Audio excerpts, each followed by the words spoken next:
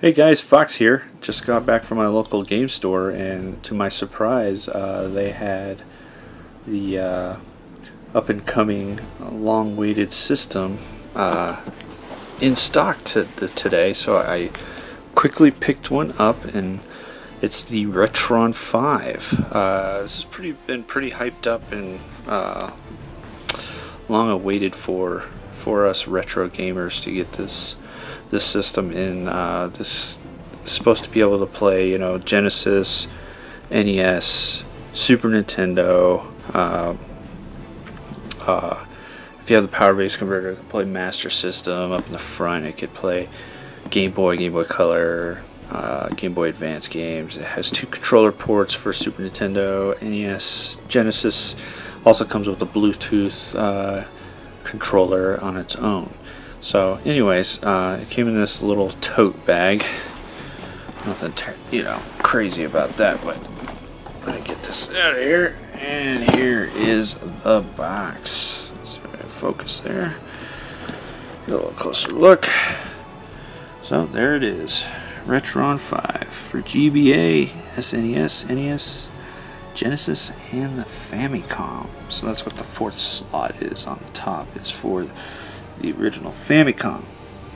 So as you all know, the price went up because apparently they had to use some different parts in it when they kept delaying the system. They were having problems, so they had to use better quality stuff to make sure everything's working right. So unfortunately, it raised the price about 40 bucks. But I don't know, what this thing can do is very much worth it. Here's that, let's see if I can not get a glare there. There we go. That's the controller. It fits in your hands pretty well. I, of course, played the demo before I bought this. It's not bad. It's fairly responsive. It's a decent controller if you don't want to haul a bunch of controllers for the individual games that you're playing on the Genesis or the Nintendo or the Super Nintendo. But yeah, we'll look at that closer later. So over here, apparently it's got wireless, the 2 ports for those, for the NES, Super NES, and the Genesis. Over here, audio video enhancement, HDMI output, multiple system compatibility, wireless controller, graphical user interface, original controller ports. Hot diggity. Box is pretty interesting, kind of neat shape, it's very modern. Hyperkin up here, RetroN 5, and then the website on the side. More garble, that's on the front, same with the bottom. Let's just flip this bad boy over, and we got lots of words. Just basically talks about all the stuff that it can do. Multiple system compatibility, a GUI for the menu, so you can adjust all the settings and stuff. HDMI output. You can actually save and load states on it. Well, that's pretty nice. 10 save slots for each game. That's pretty cool. Video enhancement, audio enhancement, cheats. So it's got pre-built cheats that can be accessed at any point during gameplay for most games. It's got like a built-in Game Genie type thing. Wireless controller, original controller ports, and 100% compatibility. Well, that's a big surprise. So the RetroN 5 will play both PAL and NTSC cartridges. CIC lockout chips and FX chips are no longer going to be an issue. As we aim to achieve 100% compatibility with all cartridges. Yeah, that's pretty cool. And I heard that they will be releasing like firmware and software updates for this system, so they can make sure that they can stick to that 100% goal. Alright guys, give me just a second, and I'm going to uncut this tape here so we can look at the contents. Alright, we have the contents out, and here it is. This little cardboard type container. So here's the system itself. We'll look at each of these portions here individually at a closer look here in a little bit. We have the wireless controller, which I pressed a button so it's trying to connect. We have an HDMI cable. That's nice. I didn't think these were going to come with one. Nice long one too. Looks like a USB, probably a charging cable for the wireless controller. We have a power brick. Nice and small. And lastly we have, oh, it looks like adapters for the power brick. This must be a PAL one right here. It's an odd shape. Yeah, these is adapters for the different power. Interesting. And lastly we have the instruction manual. Tell you all the cool things your new RetroN 5 can do. Alright, well, I need to look at the instruction manual. The thing that you guys want to look at will be the system itself. Get this sucker off here.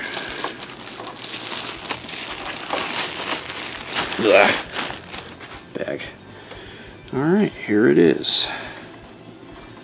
The RetroN 5. It's all the little system symbols, GBA, Famicom's, NES, Super NES, and the Genesis. So we look closer on the top here. That first slot is for Famicom, NES, Super NES, and Genesis. And then back here, it looks like this is a nice spot to place your controller. Something like that. Now, looks like, you know, something from the 80s, you know, like the old Colecos and stuff where you could set the controller on the console itself. But yeah, so what I was talking about earlier is that apparently this works with the Powerbase Converter, which I have up there. Oh, that thing back there behind the 3DS. So that thing will fit in the Genesis slot so you can play your Master System games. So that's pretty cool. So it's got a nice glossy plastic here up on top. It's really actually pretty durable, nice plastic. It's good quality. These doors are they're not super flimsy. They're nice and tight to keep the dust out. It's pretty nice. The rest of the plastic, like the underside, it's a pretty thick, durable plastic. So, I mean, this thing's build quality is way better than the old RetroNs, so I'm pretty impressed. Oh, this is also the Game Boy GBA slot up here in the front. Your power button. And then, let's see here on the sides, you got the controller ports.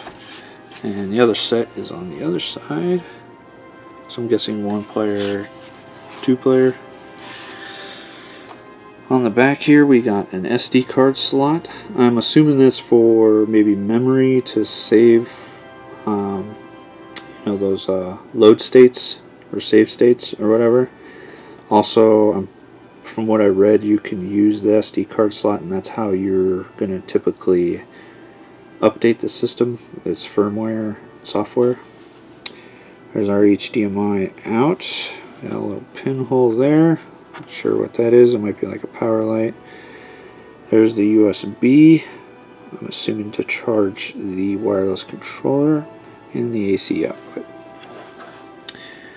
So yeah, I say this isn't a cheap plastic. I mean, it's not the best. I mean, this stuff up top is pretty good. The rest of this is pretty okay. And the bottom is very thick, good durable plastic on the bottom. It's got the rubber feet, so that's nice.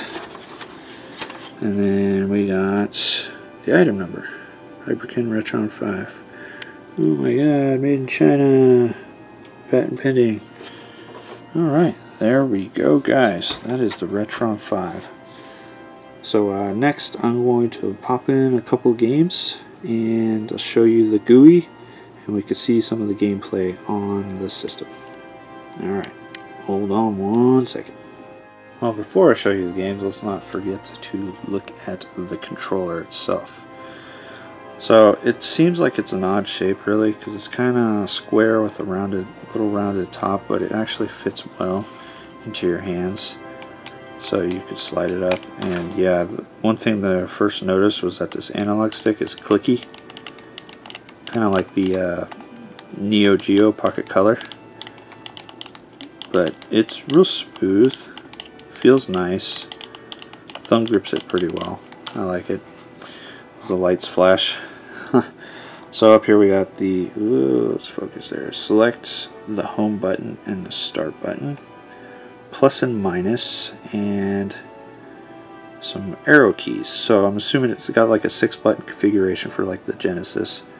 Then I think those top 4 would be like for the Super Nintendo, and those plus or minus are probably used for like Nintendo Famicom or Game Boy and whatnot. So yeah. Well, let's flip her over. RetroN 5. Do you guys see that outline like it was supposed to have a battery cover? That's pretty interesting. So at the top we got a little USB hole to charge. Some shoulder buttons, which, sorry guys, I'm trying to do this one-handed here. They work alright, but see this purple like plastic? That kind of feels kind of cheap, but it's not too bad. So I'm thinking these little buttons right here are alternates for the shoulders, which is different. I guess for smaller hands, because this is a little beefy.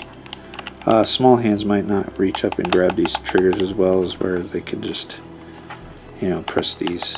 Maybe that's what they're for. Anyways, that is the wireless controller for the RetroN 5. Now we'll go off to some gameplay and GUI footage. Alright guys, I got a bunch of games out here, big pile. The only thing I won't be able to test out is the Famicom version, as I do not have any Famicom games. But now that I have something that will play the Famicom, I might pick up a few titles later on. So first off, I want to show you, here it is on. You got the little blue light. It has a little Hyperkin RetroN 5 boot, and then it goes to the GUI, which is this right here. So notice up at the top here it has a slot for SD card, which I don't have anything in there right now, and then it has the 4 controllers that it can support up to. It says no card inserted, but when I insert something it should pop up there or load it. Then it's quick info display. Over on the side you see the GBA, Famicom, NES, Super NES, and Genesis. And some quick navigation controls. So let's pop in a cart and see how they look. Well, we start with Streets of Rage 3. As most Hyperkin things, it fits in there quite snug. And I don't think I got it in there all the way. And they're very tough to get in. Ah, there we go. See at the top where it's now loading. And there we go, Streets of Rage 3. When I played it, it put it into a save state. So I'm going to try to do this one-handed, guys. I'm not going to be able to play much, but let's start her up. If it'll work for me. There we go.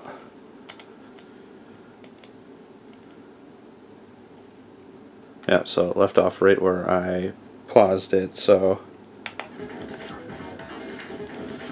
the sound is pretty good. You know, playing this one-handed, guys, is tough. So, yeah. The sound is just perfect.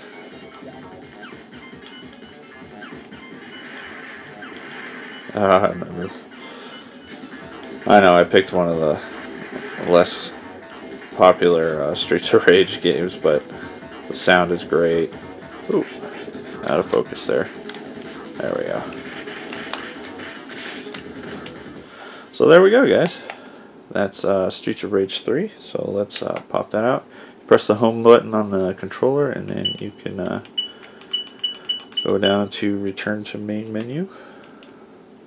And there you go. So I'll try to pop this out. These things are hard to pull out. Ugh. Now let's move on to some Super Nintendo. Let's put in Super Castlevania 4.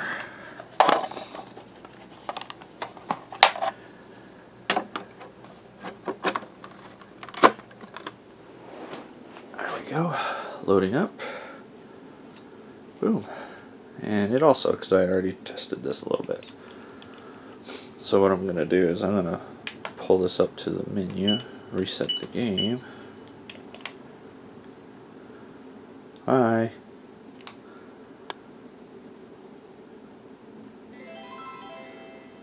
So it sounds really good, guys.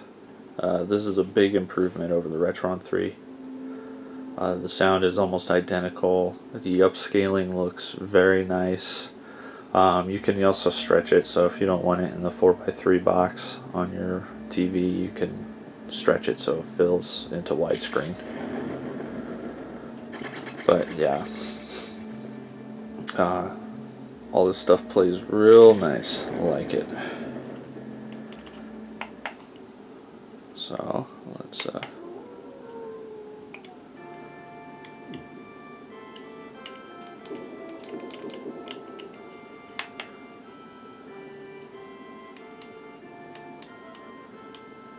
such a great game. I hope you guys have played this before.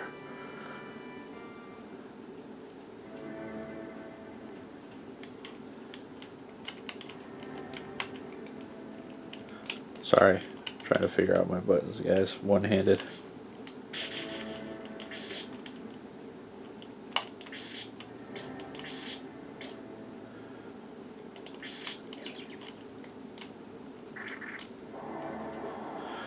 And it's very responsive, though. I've heard that people said that you should play this in game mode on some TVs. So yeah,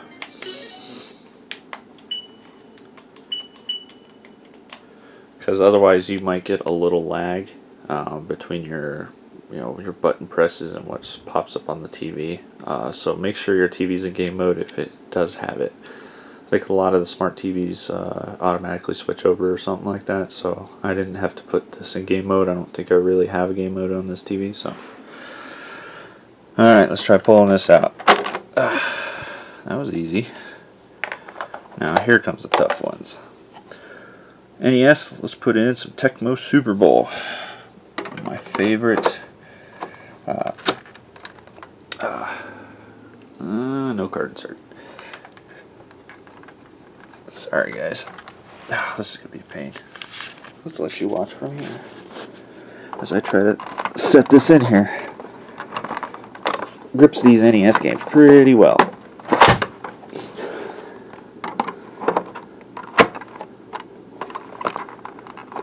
It doesn't want to read this one.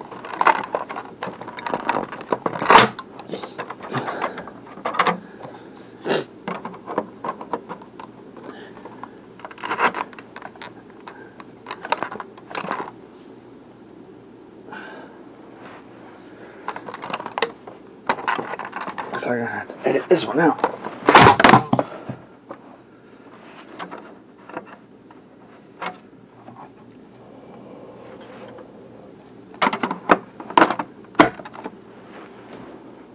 There it goes.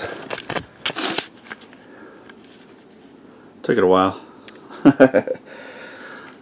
Alright. Tecmo Super Bowl.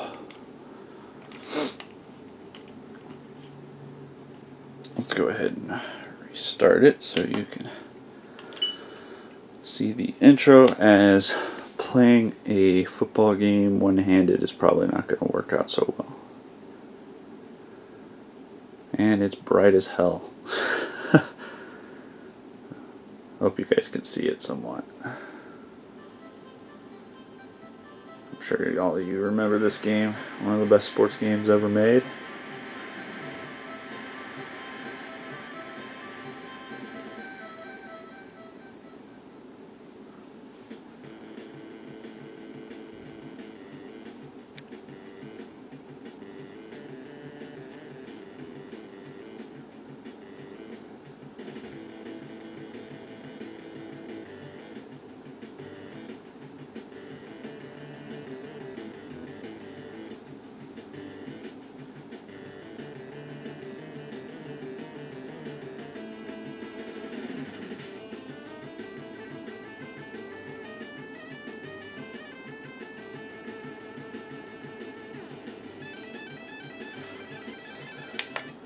There we go. Alright, let's pop something else out. Now, I'm going to put this down again because the NES games are very sticky in there. So, this plays the import game. So, how about we pipe on Fire Emblem on the Super Famicom?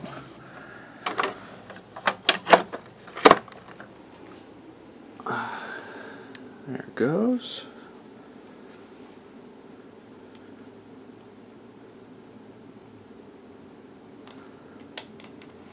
I've heard that it might call some of these unknown.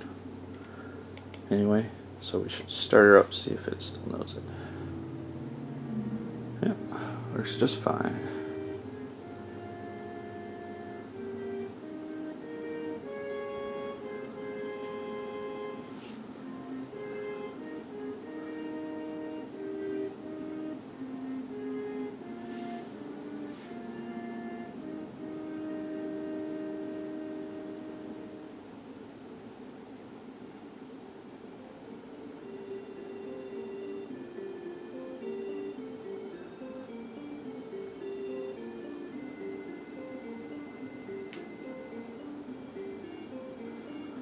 Hey, Japanese. So yeah, starts up real well. Plays the Super Famicom. Looks good, sounds good. Let's move on to another title here.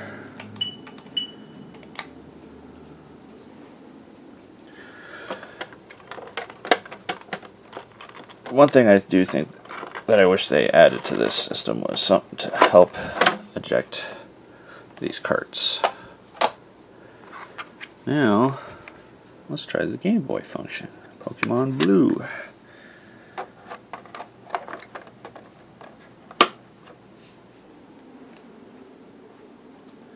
Pokemon Blue version.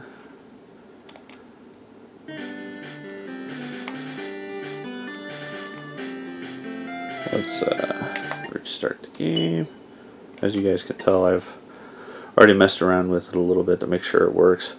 So I do have one gripe after playing through this a couple times. I played a full game on Super Tecmo Ball, and I noticed the controller was getting somewhat uncomfortable in my hands.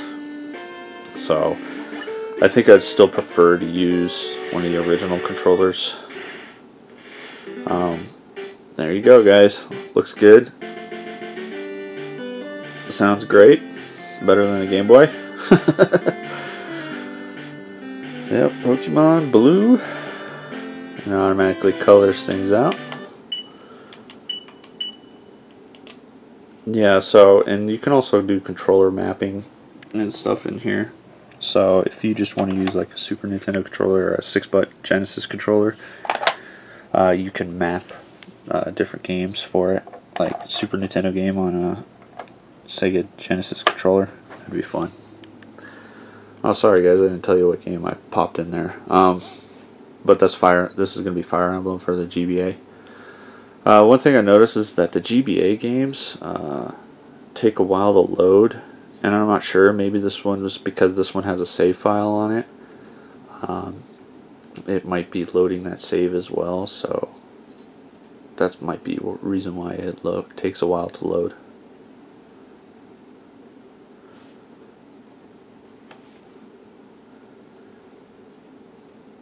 Yeah, and loaded the save state as well. So let's reset the game.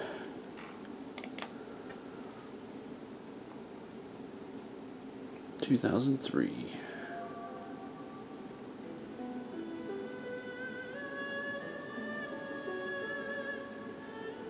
Sounds great.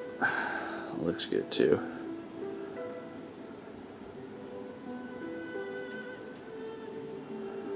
And don't get me wrong, guys, this thing isn't going to replace my old retro consoles, because I still like to play my retro games on the original console. But this is very convenient if I'm ever traveling, or if I just want to hook this thing up to another TV. It would be just ideal. That way I don't have to move a bunch of consoles. I could just put this console on a different TV, like in my living room, and just grab a game to play. So it's good, and it looks good. It works really well. I haven't really noticed a whole lot of sound difference between it and the original systems. It obviously looks fantastic with the HDMI upscaling. I really enjoy this system. It's fantastic. Alright, so there's one last thing I want to show you guys. So we'll go back to the main menu here. Pop out Fire Emblem, which I don't think I showed you. And there's one last thing I want to do that this thing does. So, Powerbase Converter. This thing can also play its Master System games. So, let's stick this in here.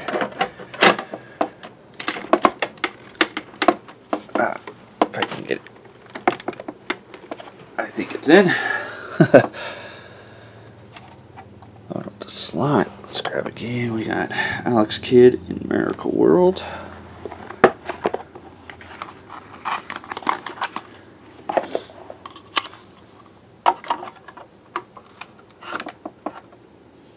And boom. Load it up real quick.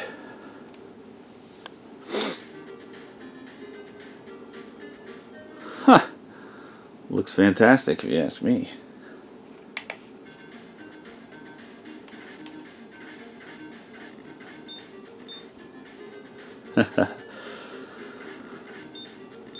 This looks good, sounds pretty good. Some of the sounds are a little quieter than some, but other than that, it looks pretty good.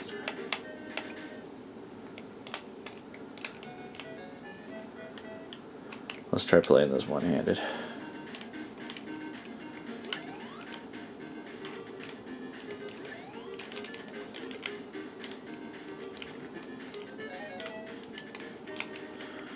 This is tough.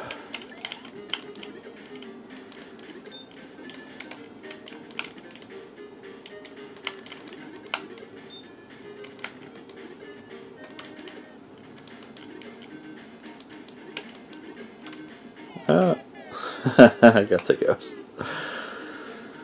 Fun game. So there we have it, guys. This is the RetroN 5 by Hyperkin. I highly suggest this. I think it works fantastic. Good sound throughout all the titles that I've tried. The amount of systems it supports is amazing, especially when you can use a Powerbase Converter with it as well, so you can bust out your Master System games. It's got a lot of options. You can change the way it displays. You can adjust all the sounds and everything within the menu. You could map controllers.